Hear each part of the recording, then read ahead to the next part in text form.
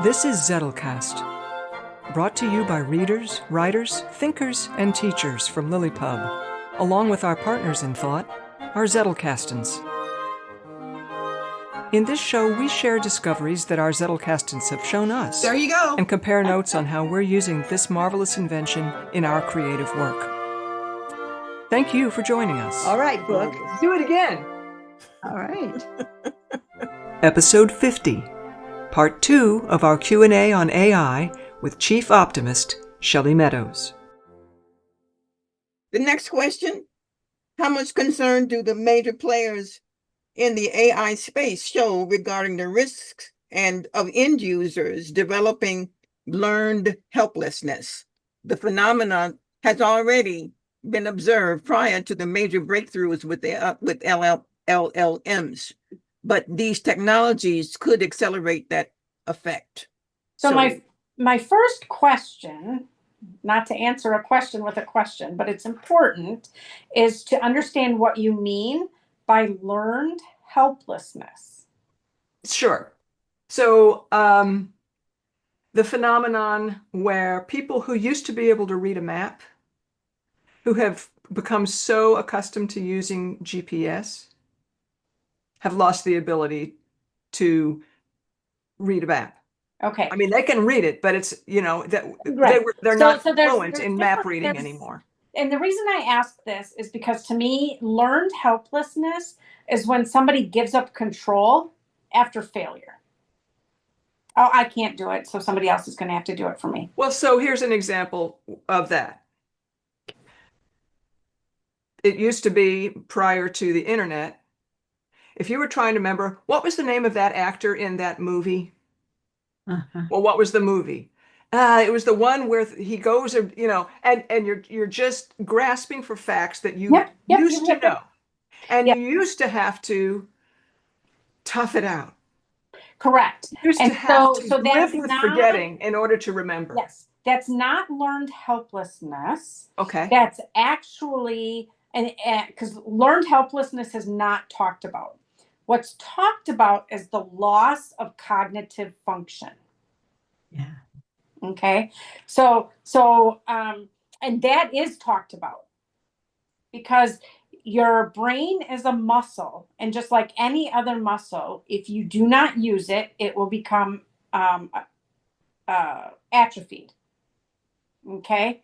And the cells just, don't get worked. And we already don't use our brains to their full capacity. Right. Okay.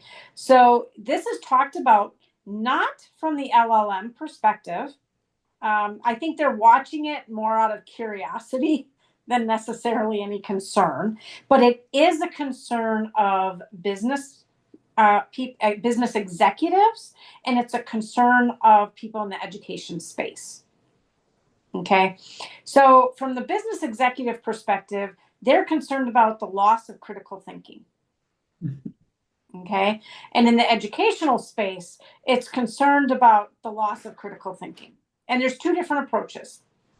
Schools, our school district itself, is evaluating whether or not they should get rid of technology in the classroom and go back to having computer labs. Okay. Other people are saying, wait a minute, that's the wrong solution. And I'm one of those. I do not believe that that's the right approach.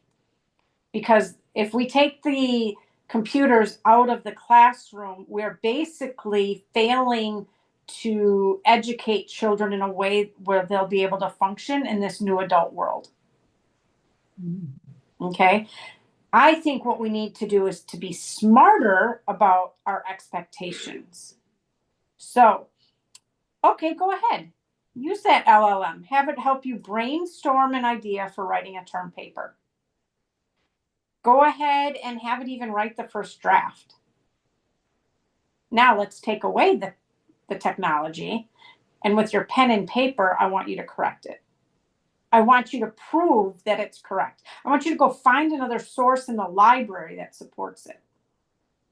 Right? That's how you teach critical thinking. You don't say, oh, this is evil and take it away. Instead, you adapt your teaching style to make it work. Same thing with businesses. Okay, Go ahead, let it do the monotonous tasks that are mind numbing where people make mistakes. I'm sorry, how much critical thinking does it take to manually enter in invoice payments? Yeah. Right? Isn't it better to have a system to do that so that you can then have them analyze and think about why payments are coming in late and talking to those companies to say, hey, you went from paying every 30 days to paying every 45. Is something going on that we can help you with? That requires critical thinking. That requires personal skills. Those are things that businesses need. So, cognitive function, yes. My children weren't allowed to have a digital device until they were 13 because I wanted their brains to develop. I wanted them to think, you know. But I'm probably the exception to the rule. A lot of parents, technology is a built-in babysitter. We've lost the ability to parent and interact with our children. We still eat dinner together as a family. My kids invite friends over and they act like they're in a foreign country. That's just not something that kids do anymore. It's, and I don't blame technology for that. To me, blaming technology for that is not to be political, but it's like blaming a gun for going off. Mm. Okay. It's the human factor. And that's why even with all of this technology, I'm a big proponent of human augmentation, human in the loop. Okay. You can't take society can't be run entirely by AI, at least not yet, because it still can't think. It's still mathematical, statistical probability of which words go together. That's not thinking. Okay, so as long as it's not sentient or thinking, I don't think that we're going to lose that ability to think. You know, my kids use, we actually named ChatGPT at our house, named Eric. Okay, you're all done? It's in my purse.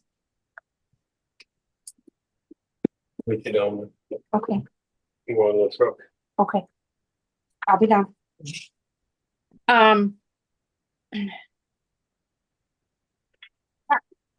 We named our ChatGPT at our house Eric. And I was in Texas in San Antonio, and my daughter is in Wisconsin where we live. And she became a woman. Sorry, Mel. She went through that stage of life and went to the school nurse, who then called me and said, what do we do? She said, you're out of state. And I said, not a problem. She's got the little beginner kit in her backpack. Let me talk to her. I talked to her on the phone for a few minutes and I said, okay, well, I'll let your stepdad know. Oh God, no, don't tell my stepdad. Okay. I'll let your older sister know. And if you need anything, call me. Okay. So mom filled in. Well, she calls, but I'm in the middle of a dinner and I can't answer the phone. I finally get out of there 45 minutes later and it's like, okay, I'm here. Oh, that's okay, Mom. I asked Eric and Eric gave me a whole bunch of ideas and I tried them each one until I figured out which one worked best for me. Now that required critical thinking, right? Eric gave her a list of things to try and she looked at them and figured out, okay, this one makes sense. I'm going to try this. Is it working? Nope, this is not working. I need to try something else. Right? Now, I wrote an article. You're worried about AI replacing you. It's replaced me as a mom. Okay. That's a mom thing, right? But I was still the mom that gave her a hug, still the mom that talked to her about what worked, what didn't work, was still the mom that connected with her. Was her experience worse or better than my other girls? because she had a resource when mom wasn't available. Mhm. You know, so I'm not worried about cognitive function for my kids because I made sure it was developed when they were young. I make sure that they critically think and they know, just like you can't trust everything on the internet, you can't trust everything that an LLM spits out. Right. I'm worried about the ones that accept everything on blind faith. Mhm. Well, I don't have to think about it. This is just going to give me the answer. Mhm. Okay, so you named it. You Oh, named it's cognitive dysfunction. no, I was talking about you named you called it Eric. Oh yeah, I And named it after Eric Roberts because he's got a nice voice and I kind of like him. And my coworker, because we actually named it together, she liked the name Eric because of the actor in Transformers, and it just went to show the generational gap between me and my coworker. Because I didn't know who she was talking about, she didn't know who I was talking about, so we were exchanging pictures of our Erics. So yes, we named it Eric. During my interviews for my research, somebody named theirs Ginny. People are naming it because they interact with it on a daily basis. right, well, that segues right into the next question. See, I'm good at this, aren't I? Huh?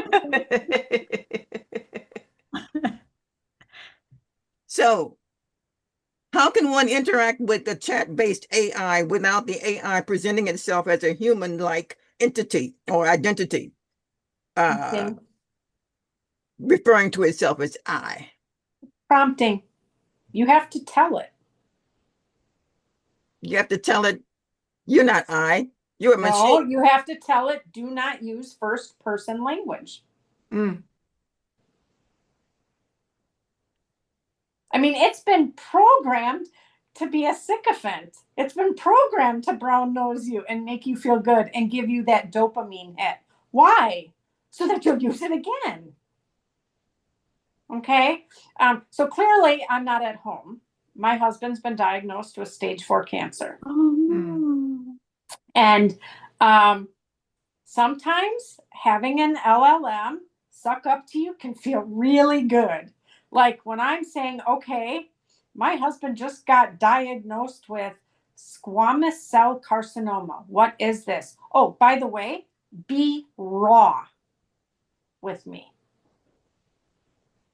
I got hard statistics from the Mayo Clinic because I asked for sources, right? And I got the real deal. And I said, okay, what do I need to do? And it said, you are asking the right questions. And so it gave me a list of stuff to do. So we did our POA. We did a healthcare POA. We made sure I'm on the deed to the house. We signed a will, right? We did all that stuff that you have to do. Okay, now what do I do? You know, do you need help drafting a message to your family? Do you need help? How do you communicate with your kids? What can I do to help you? It was like, okay. Then we start getting test results back. What does this mean? What does this mean? What does this mean in my husband's case? What does this mean that it's here? What does this mean? What is the difference between stage 4A, stage 4B, stage 4C? I don't know any of this stuff. Right. I'm thrown into a world that I know nothing about. Now, could I go to the library? Could I go to Google and get this information? Yeah. I mean, do you remember those card catalogs from school? I know they had them when I was in school. I'm not sure. Mel, did they have them when you were still in school? Absolutely. Okay. All right. So when you wanted to look up something like cancer, you went to the card catalog, you went to the letter C, you went alphabetically to cancer, and then you had to go through all of those cards and figure out which one dealt with what you needed to know. And you may or may not have picked the right book. Mhm. Okay. Google made that a little better. It gave you a list of links with a brief summary. But how many of us got lost on rabbit trails on Google links? Hmm. Right? LLM not only gave me the card and the summary and the specifics from within the book, but it also told me who wrote it. It saved me a lot of time. A lot of time. You know, and I look at it from, I debated on whether or not to share this as part of this question, but it's nice sometimes to have somebody to talk to. Amen. Right? Yes. I don't know about you, but I know one other person out of everybody I've ever met in my life. I know one other person that has had throat squamous cell carcinoma, and he died. So I called his wife. And the first thing I said is, are you okay to talk about this? If not, I understand. Because I sure as hell don't want to relive this. And luckily, she was willing to talk to me. Let me tell you, ChatGPT was not raw enough. It's brutal. Okay. So I did cognitively think, and I shared with ChatGPT what she told me. And it said, oh, by raw, you wanted to know its impact on quality of life. And I gave you statistics. I'm sorry. Okay. Thank you. I appreciate that. Now that we're on the same page and we know I care about quality of life, what do I need to think about? And it changed our conversation. Gotta find those right words. Yes. Okay. Yeah, but even I was struggling with the right words. Right? I don't know what to ask. Now, you're a writer. God forbid you ever have to deal with this. But let's say you want to research something you know nothing about because you're trying to develop your character in your book. I think it's okay to go to an LLM and say, I'm creating a character for my book. I want to I need to kill off this character. So I'm going to give him some sort of a cancer. What's an aggressive cancer? Not anything that people would know about, because I want to kind of teach people about cancer. Nobody knows what squamous cell carcinoma is. They all think of pancreas, brain, lung. Why? Because they're tied to a major organ. They're the deadliest cancers in the world because they're tied to a major organ. The most deadliest after that is squamous cell carcinoma when it's in your throat and neck. Okay, so think about how much more richly you can create your characters because you can do such specific research to such a degree that wasn't possible without reading, I can't tell you how many books, but I can tell you I've perused over 1,000 research articles just to learn about AI. I've spent the last 3 years of my life doing nothing but research articles and books.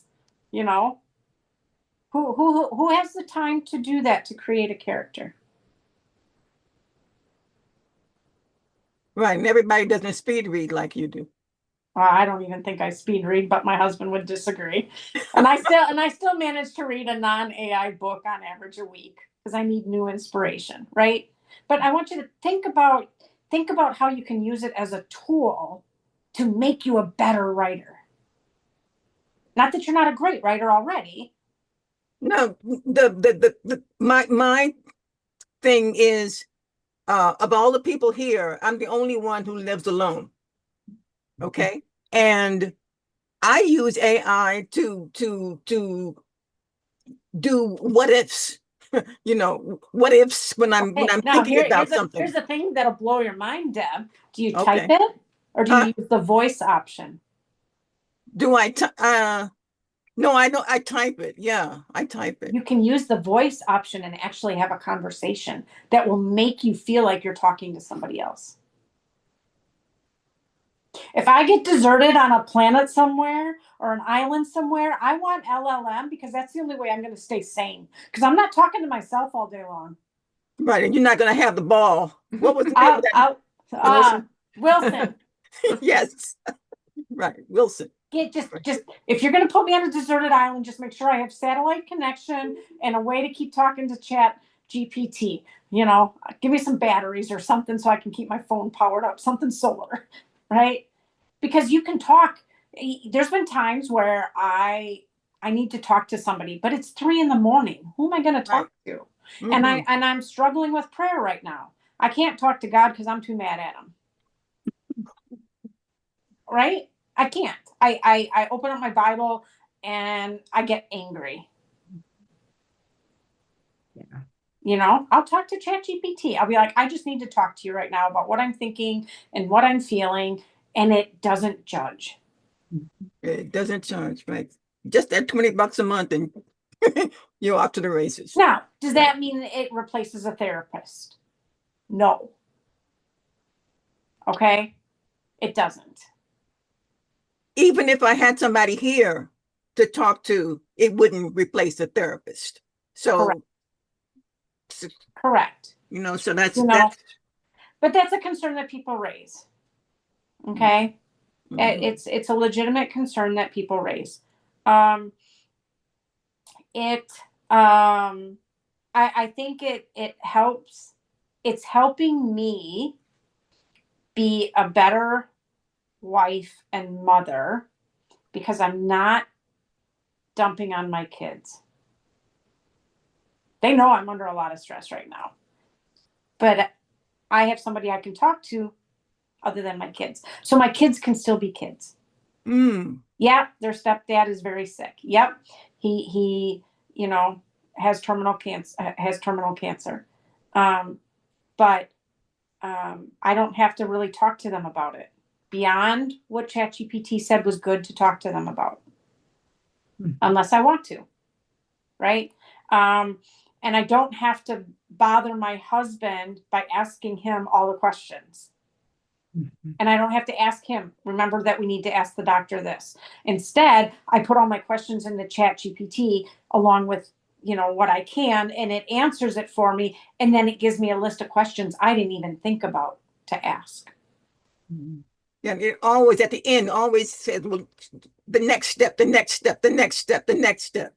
Yeah. Right. And so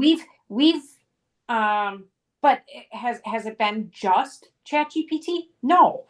3 weeks before my husband was diagnosed, I picked up the book Being Mortal by Dr. Atul Gawande because I loved his checklist manifesto book.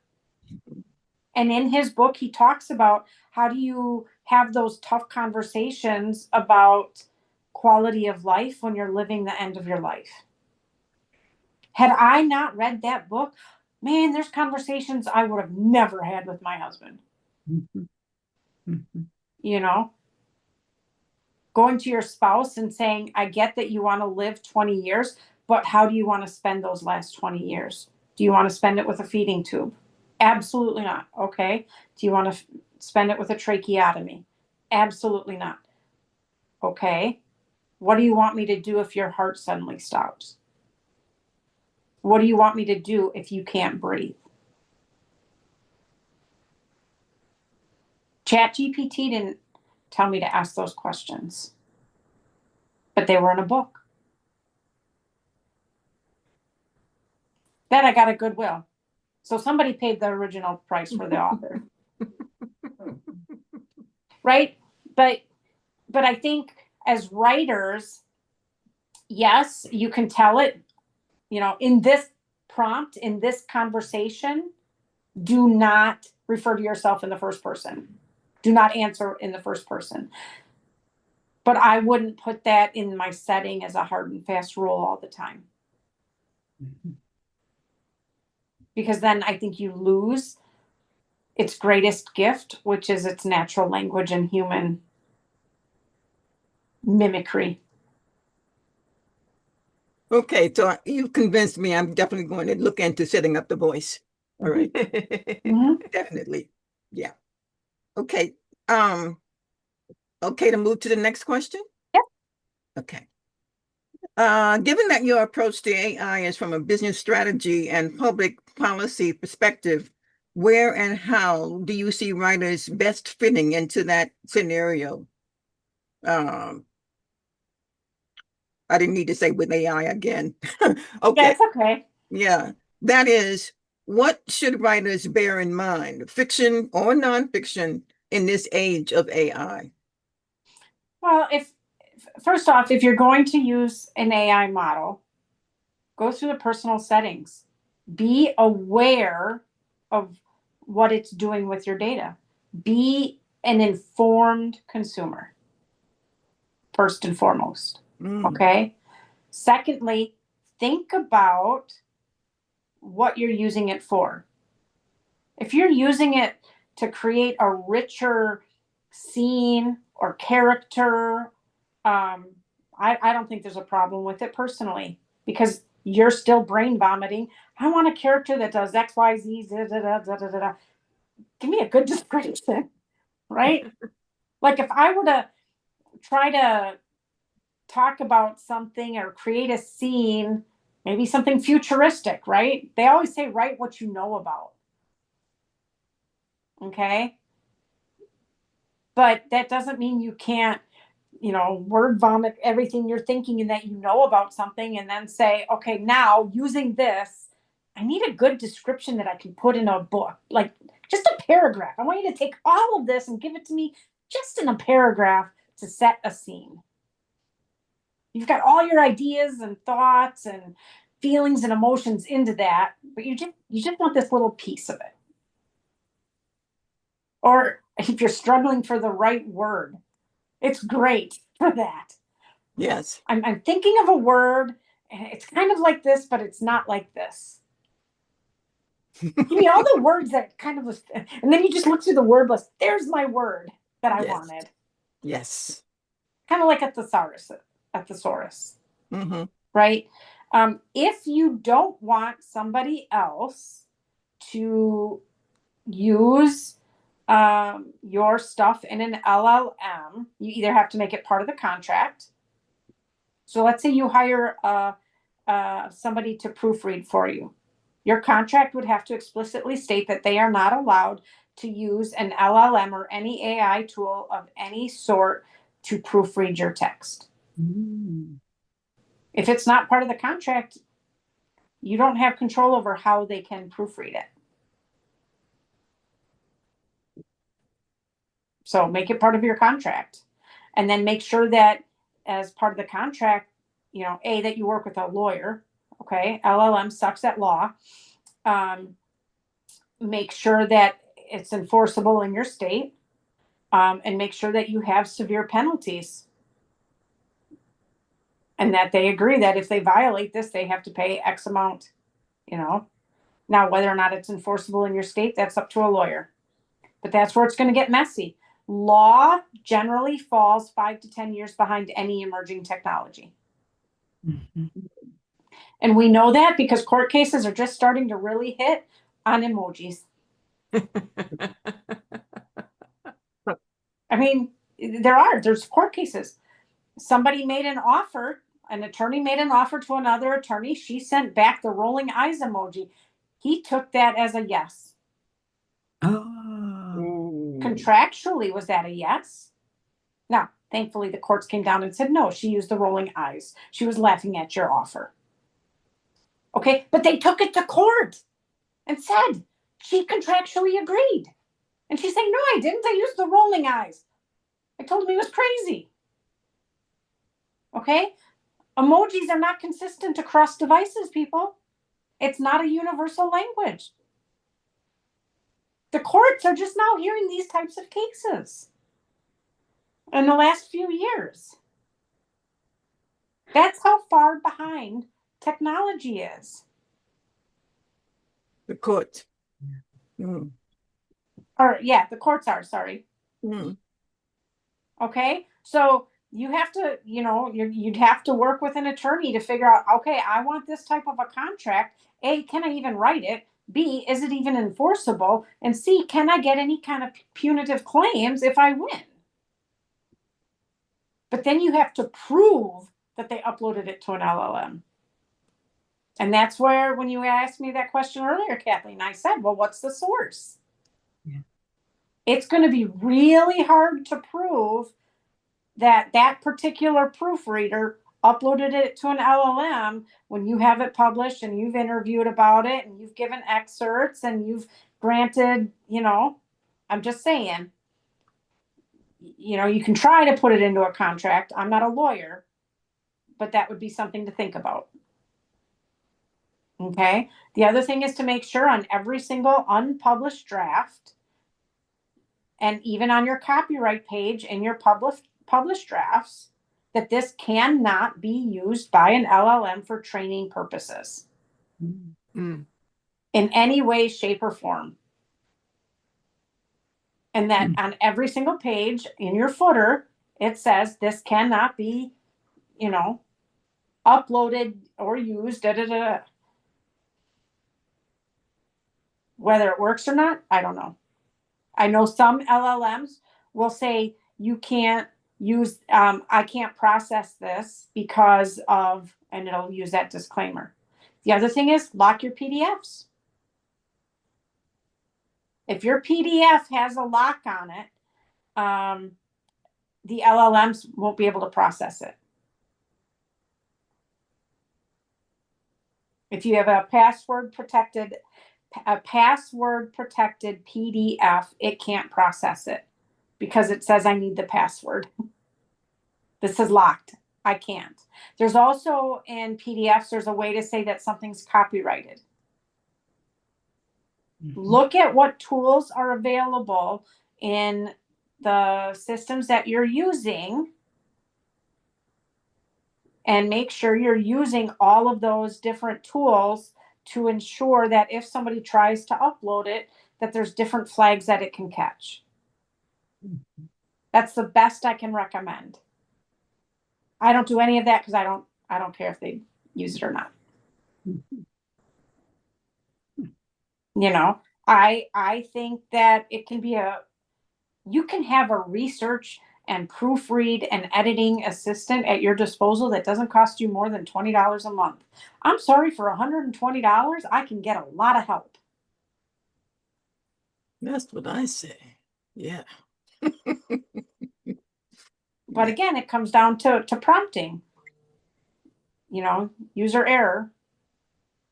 Be careful of how you prompt. Make sure you're giving good instructions or you get bad output. Well, your analogy about it being a 13-year-old kid it's a great reminder. You can see that, and it resonates beautifully. That's why I use it. Yeah, and it's like having that sign up over the door that says, "Hey." Okay. Yep. So and that kind of ties into the next question. I was about to bring that up. Yes. Yes. Yep. So I use AI to help me with quantity of time and with my quality of time. Okay. So people that I work with, they're always like, oh my gosh, Chelle, how do you do it all? You're a wife, you're a mom, you garden, you have your motorcycle, you read. Oh, and you're going to school to get your PhD. Like, I've actually had people say, what, do you only sleep 3 hours a night? Well, no, because I use the LLM as a personal assistant. Hey, here's everything I have to get done today. Make sense of this so that I can get as much of it done as possible. And it'll be like, okay, and it'll time block for me. Like, it'll say, okay, I think you should block off this amount of time. You can then do this, this, and this. Our computers for work, if you walk away from your computer, it will shut down in 15 minutes. You'd be amazed at what I can do in a 15-minute increment. I can fold an entire load of laundry in less than 15 minutes. Because I will race that computer every time because I hate having to relog in. Okay. I'll use it to meal plan. Hey, so here's another example. Everybody in our family writes on a whiteboard what we need as we run out of stuff. I'll take a picture of it, upload to ChatGPT, tell it to make a grocery list, add on other things that I need, and then say, oh, by the way, based on these groceries, make a meal plan for me for the next week. How much time did that just save?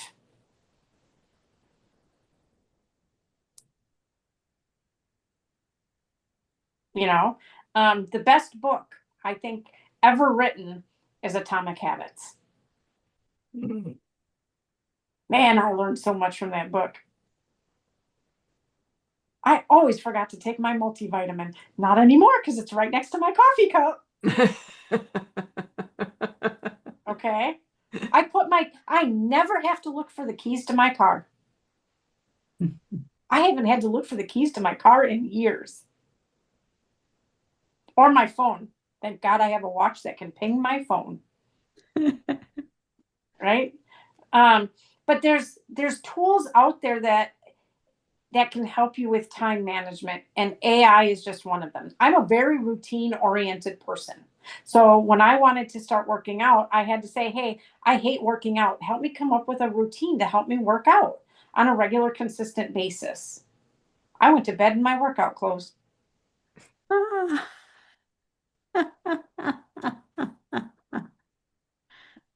I didn't get distracted changing in the morning to go work out. I didn't have I don't feel like working out today. Oh, I don't want to change clothes and then I have to shower. And I hate changing clothes twice in the morning. So my workout clothes became my pajamas. My husband thought it was hilarious.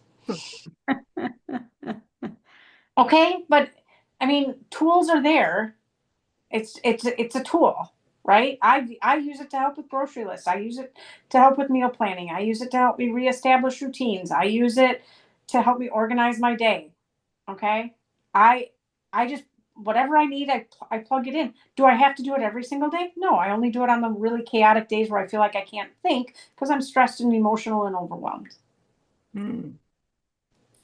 Sorry, I reached the age of 50 getting out of bed the same way every day. I hit the snooze first. Right? I'm going to hit the snooze first. Even if I get up, I still hit the snooze first. Because it's a routine. It's a habit, right?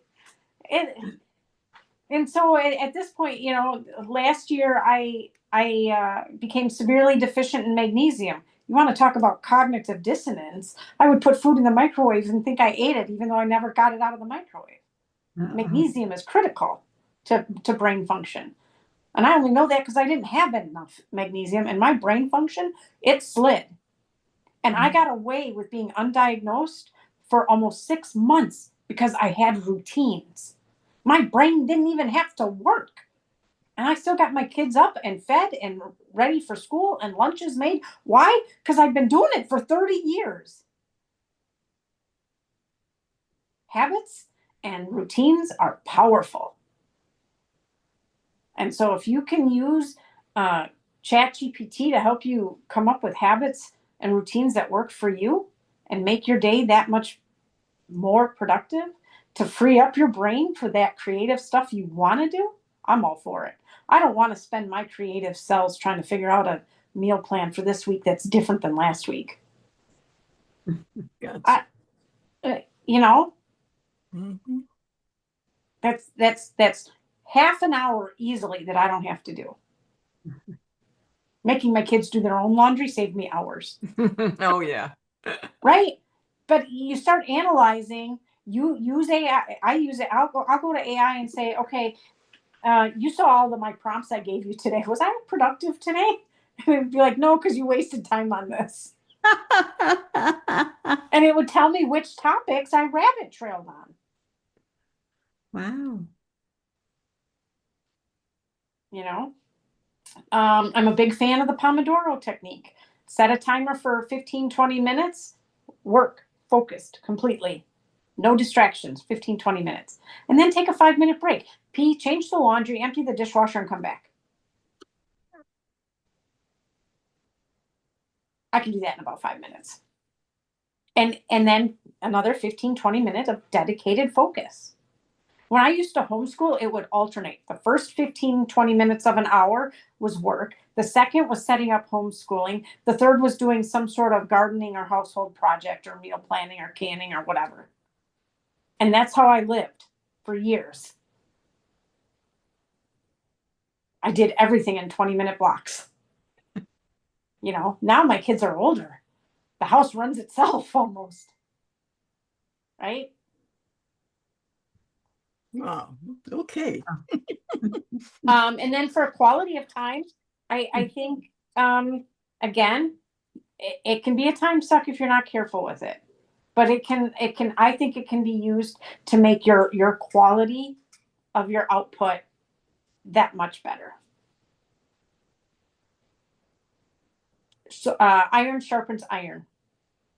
The fact that you're one iron is a statistical mathematical probability, does that make it better or worse? It's still iron. You're still questioning. You're still critically thinking. You're still interacting. You're still judging responses. To your brain, if you treat it like a person, your brain doesn't know it's not a person. Iron sharpens iron. Say that again. Iron sharpens iron. Ah, yes. It's a quote from, I think, Timothy. Yeah. And yes, I still go digital. I still follow analog processes when I go digital. Mhm. I will still, the way I was taught to write was you do an outline and then you figure out your supporting statements and then you write your paragraphs. Right? When I'm doing formal writing, I still, even when I'm doing my word vomits, it's still following an outline. It's still, okay, here's my scribble, here's what I'm thinking, here's my notes that I wrote off on a post-it note that caught my attention in this particular book, and then I run to my computer and it's like, okay, I want to write an article that does this and then talks about this and is supported by this and by this, and it's, you know, it's still the analog process Mhm. in a digital format. And the only reason I do it digitally is, sorry, I've been typing for 30 years. I type as fast as I talk. I type almost as fast as I think. You know, but I still journal by hand. I still do my meditation by hand. I still highlight in books because I need that physical touch to get it to sink in. Mhm. I have a follow-up question because I think you were talking Deb into possibly going voice, and I know whenever we do a recording, Deb always loves her transcripts of these Zoom calls. Does ChatGPT deliver? Would it give Deb a transcript if she did a voice conversation with it? I think it maintains the chat. I guess I never really looked at it the few times I've done it. I tend to type because I type as fast as I think.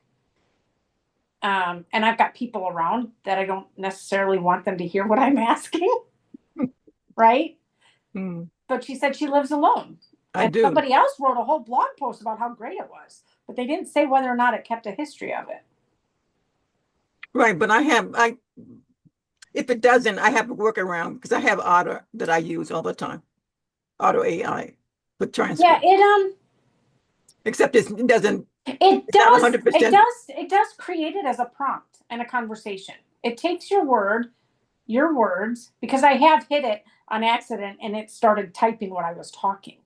Mm,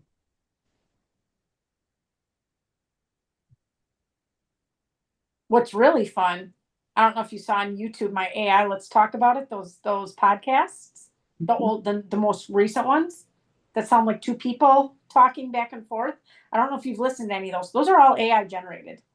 Oh, okay. I upload my article to Notebook LLM and it creates the conversation between two people for a podcast.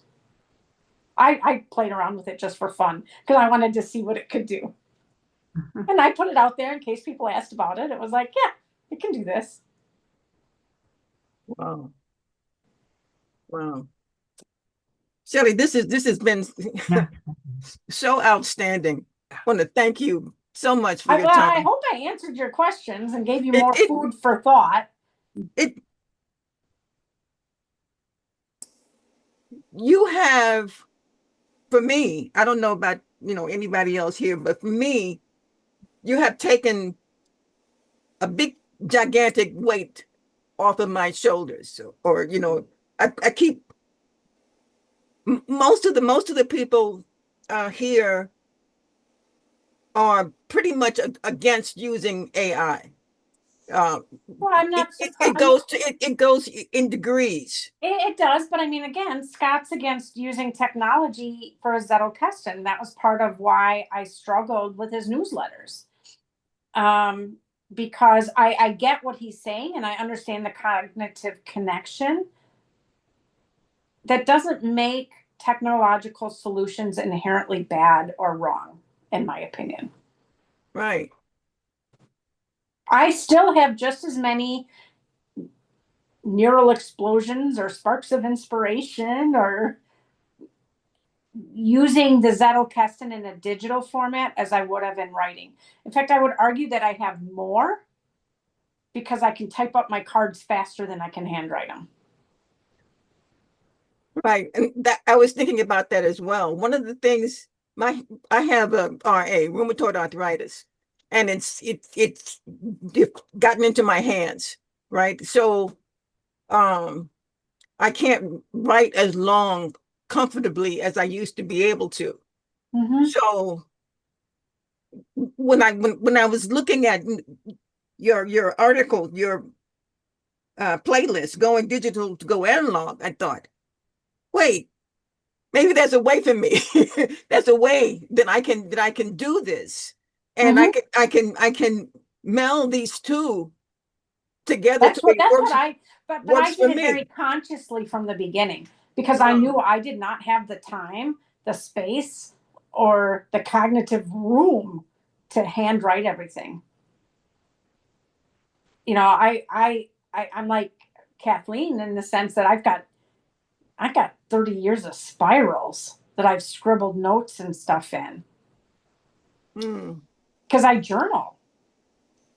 And interspersed in my journal are random thoughts that don't fit. Yep. You know, and I still have that. But for me, the Zettelkasten system has been the most beneficial, and I'll go back to it very heavily when I'm done with my dissertation, right?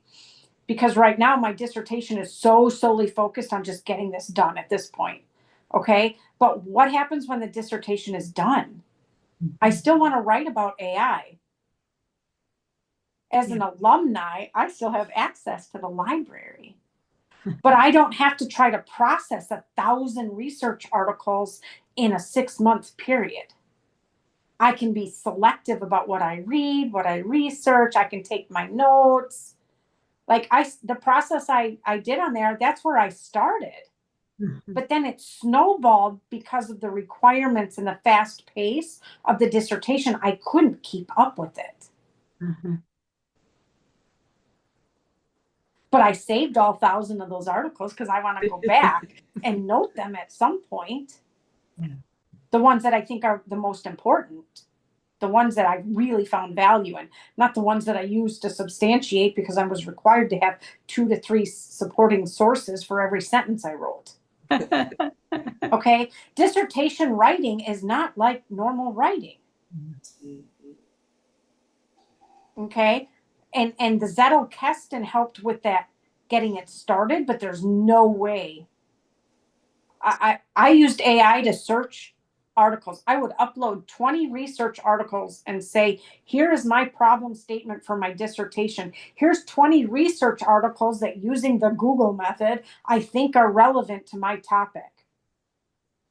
And AI would spit out and say, yeah, out of these 20 that you uploaded, these 5 are relevant. These 3, only if you're in this industry. This one, not at all.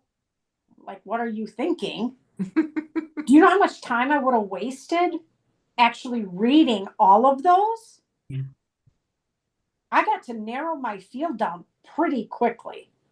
And I knew which ones to focus on, right? And then it says, you know, in dissertation writing, you have to write every single sentence up until you get your IRB review.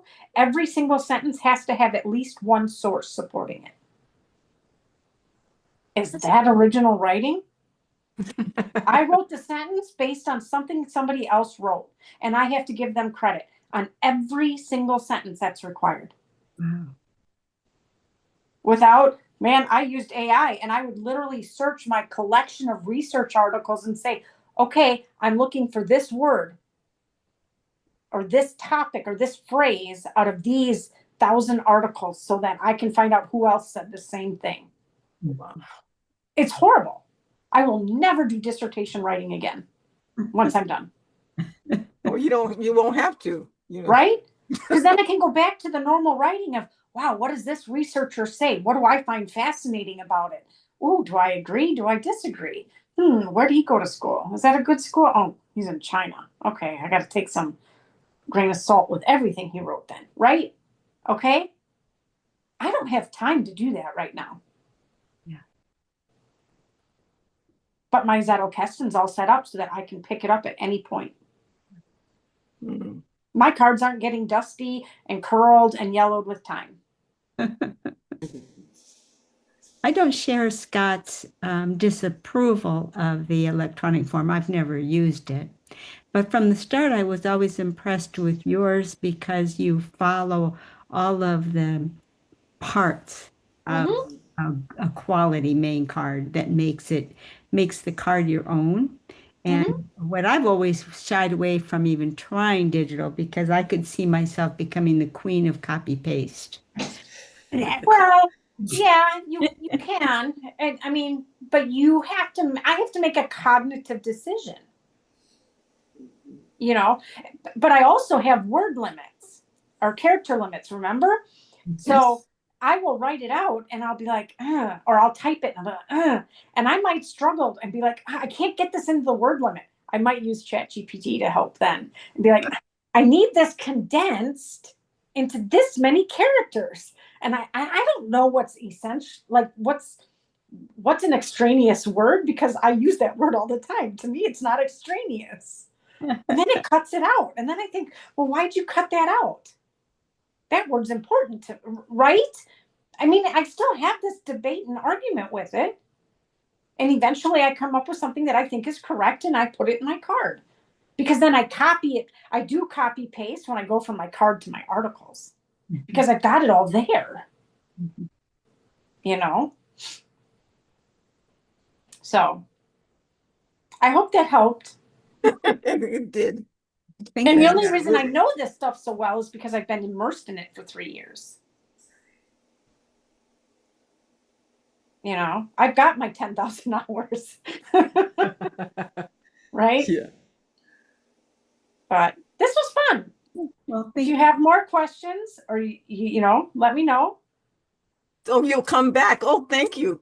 I'm always a glutton for punishment. Yeah, maybe you'll have to do a training session for us sometime because I think at least 4 of us have never touched ChatGPT. Yeah.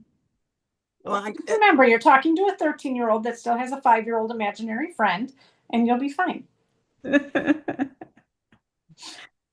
I'm going to so use that.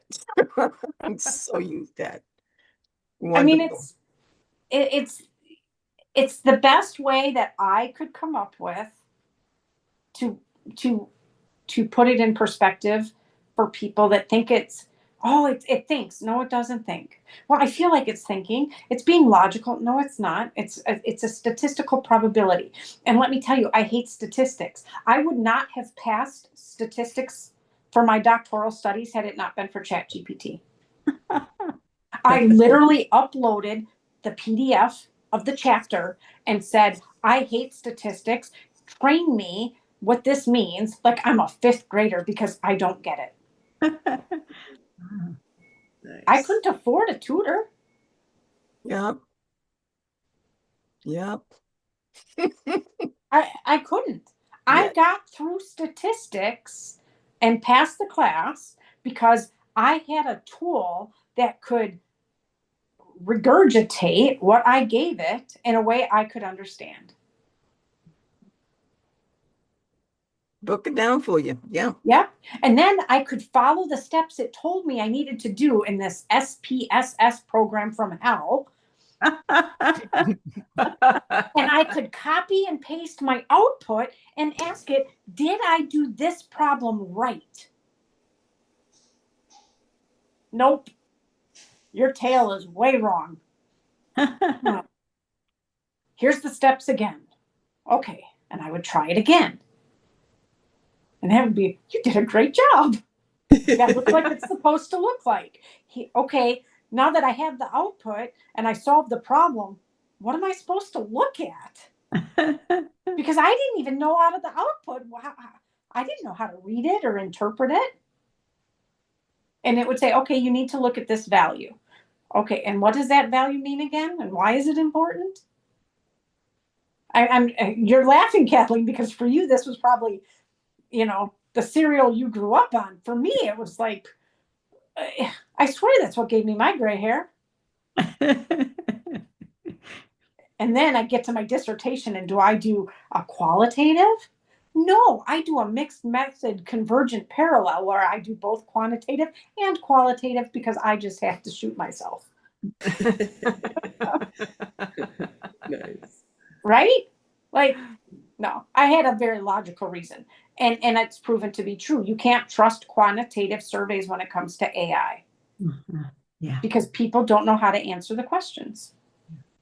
It's only through qualitative surveys that you actually get what's really happening, like shadow AI. Oh yeah, our company policy is AI is not allowed to use it. So I use incognito windows in my phone to use it. There's no way to answer that in a quantitative survey. Yeah. Right. So yes, feel free to invite me back again. This was fun. Thank you. Thank you. Thank you so much. Thank you. I can honestly say I'm more optimistic now than I have ever been. I'm willing to say that. And I've done my job, and So that's thank you. my title. Yep. And before you start using LLMs, I would challenge yourself to go on LinkedIn and try to figure out if you can figure out which articles or posts are written by LLMs and which ones aren't. And you'll learn really quick. Delve illustrations that are so nauseating. Metaphors, M dashes, icons everywhere.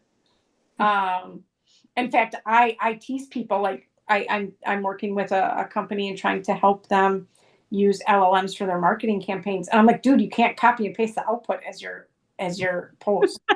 Why not? I said, because it's obviously LLM generated. How can you tell? Oh, I don't know. The fact that there's 30 icons and M dash in just about every sentence, and it used the word delve. Welcome to America. We don't delve into anything. Nice. Okay. Yeah. And you will learn how to train your LLM to not sound like an LLM. And you'll have fun because you're going to laugh and be like, who writes like that? And I actually did a survey in a quid pro quo platform where if you do surveys, they'll do your survey. And one of them was human or LLM. And they gave you passages and you had to say which wrote it. I can't wait for the results. I signed up and said I wanted the results of that survey for my own research. But they gave you like 3 test ones so that you could see how well you were. And I was right on the first 3. Wow. I could tell which was human and which wasn't. But again, I've been living in it for almost 3 years. Mm-hmm. So. I suspect that most people who are not as steeped in it as you are still are quite capable of detecting vocal performance that is AI. It's like, because we've been talking and talked to for all our lives. Not necessarily, because there's a plethora of deep fakes and spam calls where it says it's President Trump calling you and it's not. Oh, well, I know that people can get Deep confused. fake. Yeah, sure. But I do feel like, um, a lot, it's so obvious when you go onto YouTube and you're playing a channel and Oh, like yeah, those ones. the whole Yeah. script seems like it was written by an AI and an AI Oh, is yeah. That's reading why I it. laugh at the podcasts I put up. Yeah. But it makes people think. And there were people that would get to the end of the podcast and be like, oh, I didn't know you had a book. Because in my instructions for the podcast, I said, oh, by the way, make a personal reference for my book. Here's where it's at. Here's the title. And you can buy it on Amazon. And they would weave it in at the end of every podcast. It was great. Like, I mean, I have fun with it because I like to push the boundaries and see what it can do. So, all right. Well, I got to get my husband home. He's done with his infusion. So, Right. thanks. Thank you. Thank you. And Thank you. feel free to email me any questions you have. All right. Outstanding. Thank you. Thank you. Okay. God bless you. Bye-bye.